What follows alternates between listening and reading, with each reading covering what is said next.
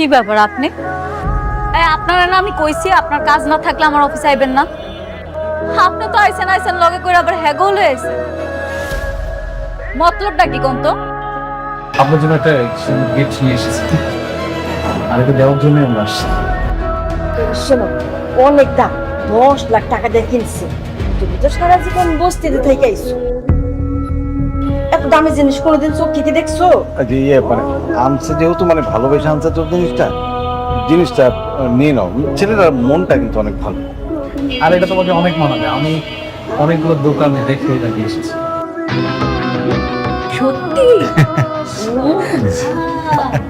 আল্লাহ, এত দামি নেকলেস!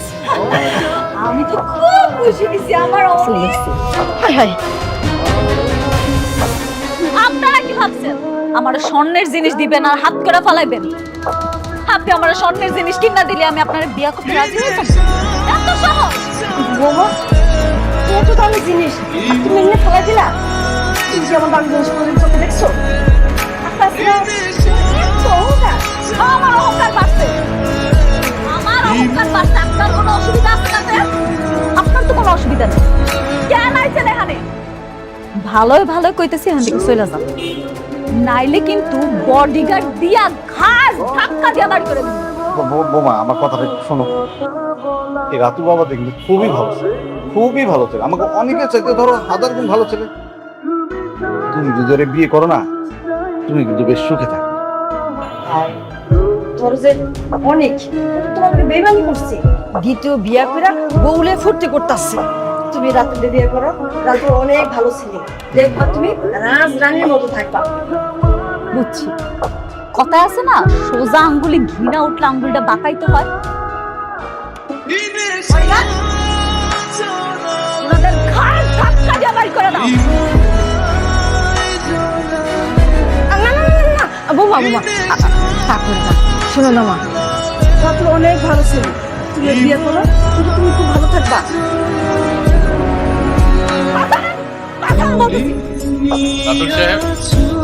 এসব কি সার্কাস শুরু করলেন? হ্যাঁ, আপনি কি ভুলে গেছেন যে আপনার সাথে আমাদের কোম্পানি একটা বিজনেস চলছে?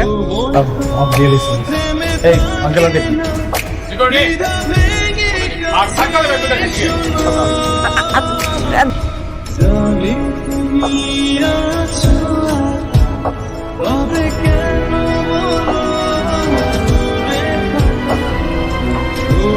ফ্রেশ হয়ে গেছো? কি খাবে তুমি? নুডলস বানিয়ে এনে দিই? বস হয়ে যাবে। আচ্ছা, একটা কথা বলো তো, তুমি আমাকে না বলে কেন ডাক্তারের কাছে গেছো? আমাকে বললেই তো আমি তোমাকে নিয়ে যেতাম। ভেবেছিলাম তুমি ব্যস্ত, এজন্য বলিনি। বৃষ্টি, এমন চিন্তা আপনার কখনোই করবে না। আমার আবার কিসের ব্যস্ততা? আমার যত ব্যস্ততা আছে সবকিছু তোমাকে নিয়ে। ঠিক আছে, আর কোথাও তোমাকে না বলে যাব না। চলো না। ডাক্তার তো নিশ্চয়ই বলেছে তুমি এখন মা হতে পারবে। যদি আমাদের সন্তান হয়, তখন সন্তানের নামটা তোমার নামের সাথে মিলিয়ে রাখো।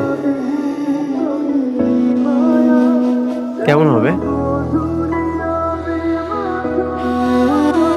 বৃষ্টি, তুমি খুশি তো?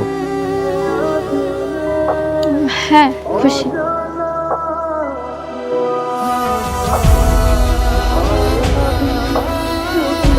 তোমার চোখে পানি কেন?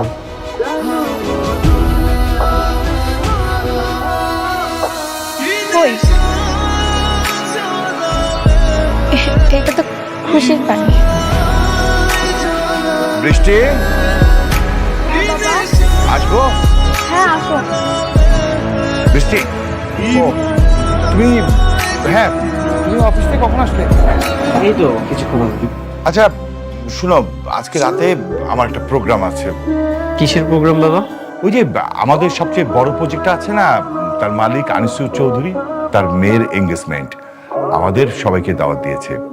বৃষ্টি, তুইও রেডি থাকিস, আমরা সবাই মিলে প্রোগ্রামে যাবো। ওকে? ঠিক আছে বাবা। কথা বলতো না, আমি যাই।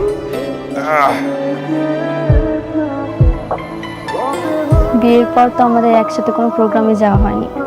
ভালোই হবে, এই প্রথম আমরা কোনো প্রোগ্রামে যাবো একসাথে।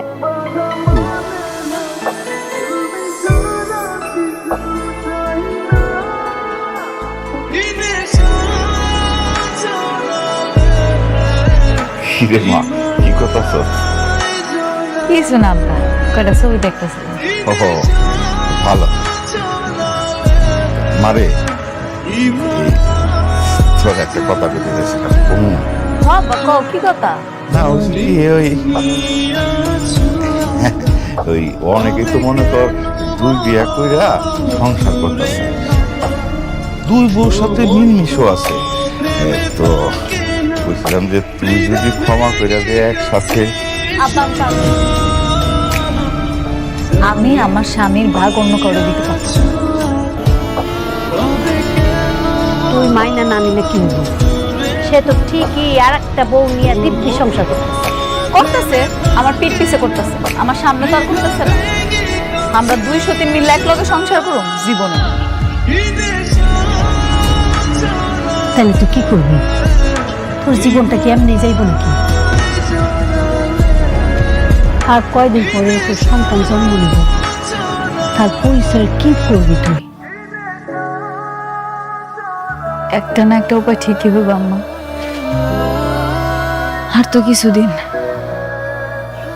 আমার এই সন্তানটা জন্মের পর আমি ওর ডিভোর্স দিয়ে দিব। মারে,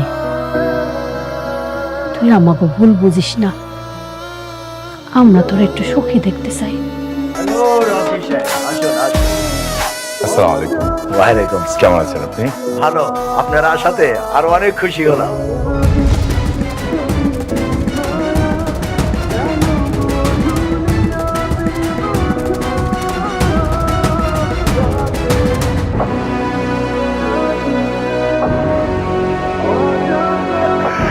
আচ্ছা, পরিচয় করে দিচ্ছি।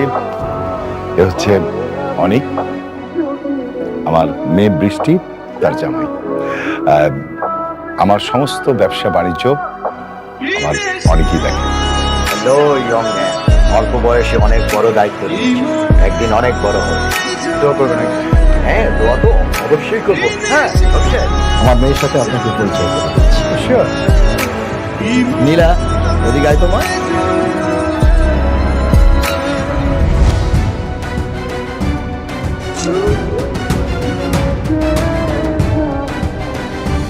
বাবা, তুমি ওকে চিনো? ওকে ইনভাইট করছো তুমি?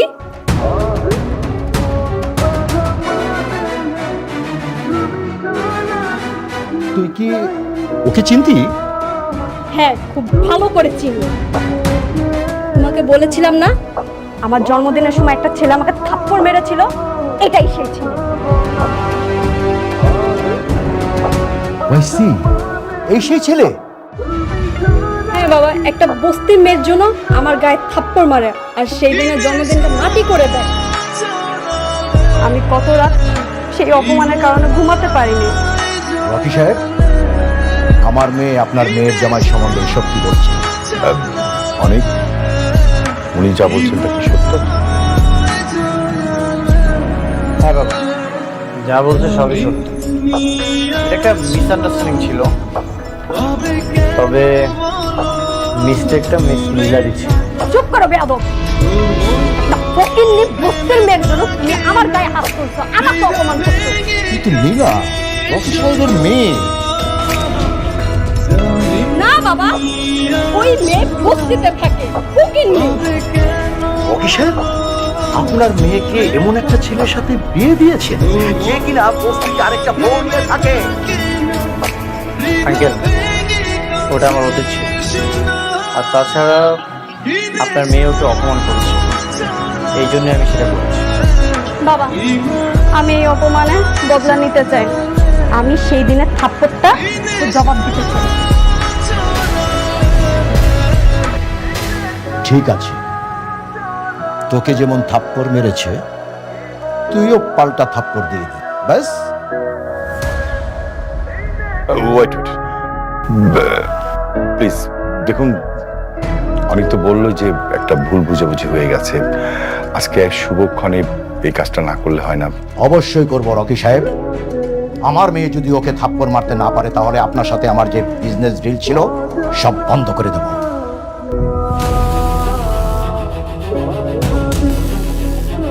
হাত ছাড়ো আমার। আমি বেঁচে থাকতে আমার স্বামীকে কেউ এক বিন্দু পরিমাণ অসম্মান করতে পারবে না, অন্তত এটা আমি সহ্য করব না। বাবা বিজনেস বিজনেসের জায়গায়, আর আত্মসম্মান আত্মসম্মানের জায়গায়। আপনারা আমাদেরকে এখানে ইনভাইট করেছেন, আর ইনভাইট করে এনে আমাদেরকে অপমান না করে আনিস চৌধুরী আমাদের সকল প্রজেক্ট বাতিল করার নোটিশ দিচ্ছে। কেন, কি হয়েছে? স্যার স্যার যদি সত্যি সত্যি প্রজেক্ট বাতিল হয় তাহলে তো আমাদের অনেক বড় একটা লস হয়ে যাবে। কেন বাতিল করেছে? কি লজিক থেকে বাতিল করেছে? সাইডে একজন অ্যাক্সিডেন্ট করে মারা গেছে, এটাই তার কারণ হিসেবে উল্লেখ করা ছিল। তারা এটাও বলেছে আমাদের কাজের মান ভালো নেই, আর ইত্যাদি বেশ কিছু কারণ দেখিয়ে তারা প্রজেক্ট বাতিল করেছে। আমি জানতাম এমন কিছুই করবে না, আমাদের ফকির হলে চলবে না। যেভাবে হোক আমাদের একটা উপায় খুঁজে বের করতে হবে। কিন্তু কি করবো বাবা, আমি তো ভাবতেই পারছি না। আপনি এতটা নড়বড়ে চুক্তি করেছেন, আমাদের পজিশন তো খুব ভালো ছিল, আমরা এটাকে খুব ইজিলি সলভ করতে পারতাম। হ্যাঁ, সেটাই আমার জীবনে চরম ভুল ছিল। আচ্ছা অনিক, বাবা, তোমাকে একটা কাজ করতে হবে। কি কাজ বাবা? না মানে আমি শুনলাম যে সালিমা বিল্ডার্স কিছু নতুন প্রজেক্ট প্ল্যান থেকে দেবে। তো তুমি ওখানে গিয়ে যদি প্রজেক্ট বের করে আনতে পারো তাহলে এই প্রজেক্টগুলো দেখিয়ে আমি ব্যাংক থেকে লোন নিতে পারবো। এই বিষয়টা অবশ্য আমি বৃষ্টি জানবে না, আমি বৃষ্টিকে বলবো। কিন্তু বাবা, দেখো আমি জানি যে মেঘলা ওখানে জব করে, আমি না বৃষ্টিকে বললাম না, আমরা তিনজনের মধ্যে এই কথাটা গোপন থাকবে। বাবা এছাড়া আমি কোনো হয়ে দেখছি না। আর তাছাড়া আমাদের কোম্পানি এই কাজটা যদি না করে তাহলে ভীষণ বিপদের মধ্যে পড়ে যাবে। শালিমা বিল্ডার্স থেকে কি আমাদেরকে প্রজেক্ট দিবে? আর ওখানে তো মেঘলা আছে, ও নিশ্চয়ই কোনো না কোনো ঝামেলা করবে। বাবা আমার বিশ্বাস যে মেঘলা তোমাকে দেখলাম কোনো ঝামেলাই করবে না।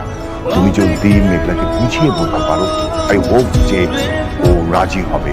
কিন্তু বাবা খবরটা গরম মাথায় বলা যাবে না, ঠান্ডা পায় বলতে হবে। স্যার উনি তো তার সন্তানকে অস্বীকার করেছে, এটা দিয়ে তাদের মধ্যে অনেক ঝামেলাও হয়েছে। এই মুহূর্তে এরকম একটা প্রস্তাব নিয়ে যাওয়া কি ঠিক হবে? দেখো সাবির, এছাড়া তো হয়ে নাই। আমরা যদি কাজ না পাই তাহলে আমাদের কোম্পানিতে কত বসে যাবে। বাবা আমার মনে হয় বাঁচা উচিত।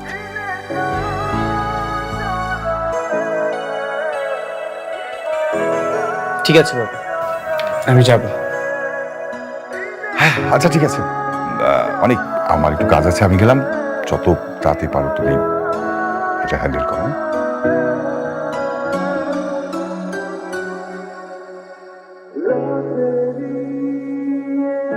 সাব্বির, চলো তো আমরা যাই। Okay sir. স্যার আমার কোনো অনুমতির প্রয়োজন নেই, তুমি যে বলো অনেক এসেছো। ম্যাডাম মিটিং আছে, এখন দেখা করবেন না। আপনারা সবাই জানেন শালিমা বিল্ডার্স হয়েছে একটা নামকরা কোম্পানি, আর সেই নামকরা কোম্পানির সুনামটা ধরে রাখা কিন্তু আমাগোই দায়িত্ব। জি ম্যাম।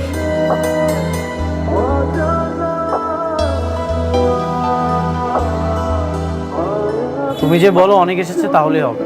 আচ্ছা দেখতেছি। রফিক সাহেব, জি বলুন। শালিমা বিল্ডার্সের প্রথম শর্ত হচ্ছে কোয়ালিটি ফার্স্ট। অবশ্যই। আপনাকে অবশ্যই, শুধু আপনাকে না সবাইকে বলছি যে অবশ্যই আপনাকে ইট এবং সিমেন্ট বালুটা ভালো দিতে হবে। ম্যাডাম একজন লোক আছে আমার সাথে দেখা করতে। কি ব্যাপার, আপনি মিটিং মধ্যে চলে আসলেন? আপনি দেখেছেন এখানে মিটিং চলতেছে? স্যার ওনাকে বলছি, ওনার শুনতেছেন, ওনার নাসের বান্দা। যান, ওনাকে ঘাট ধাক্কা দিয়ে বের করে দিন। ঠিক আছে স্যার, ওকে। হ্যাঁ, কি যেন বলছিলেন রমজান সাহেব?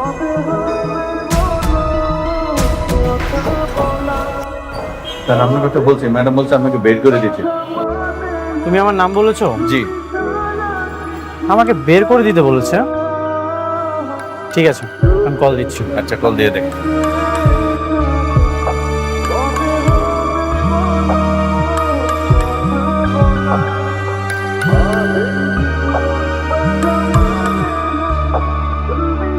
Excuse me. হ্যালো। তোমার অনেক অহংকার বেড়ে গেছে, তাই না? আমি তোমার সাথে দেখা করতে যাচ্ছি, তুমি এখন আমার সাথে দেখা করতে যাচ্ছ না? কোটিপতি হওয়ার পর খুব অহংকার বেড়ে গেছে তোমার। কি বলতেছো তুমি এসব? কি বলছি তুমি বুঝতে পারছো না? ও আচ্ছা, এখন আমি একদম ক্লিয়ার। তোমার গর্বের সন্তানের স্বীকৃতি দেয়নি বলে তুমি এখন আমার সাথে এমন করতেছো। একটা কথা মনে রেখো, এই দিন কিন্তু দিন না। এই দিনকে নিয়ে যাবো আমি সেই দিন, আর সেই দিন তোমার অহংকার ভেঙে চুরমার হয়ে যাবে। কি তোমার কি মাথা খারাপ হয়ে গেছে? কি সব উল্টাপাল্টা কথা বলছো তুমি? ম্যাডাম, ম্যাডাম আপনি মিটিং কন্টিনিউ করেন, আমি দেখছি। Please carry on. ম্যাডাম, হ্যাঁ?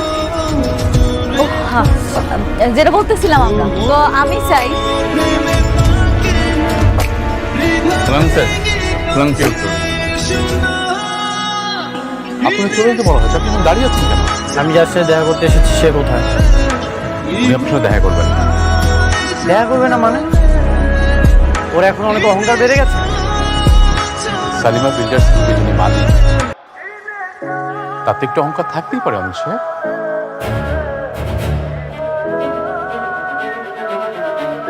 মালিক? মেঘলা শালিমা বিল্ডার্সের মালিক? হুম।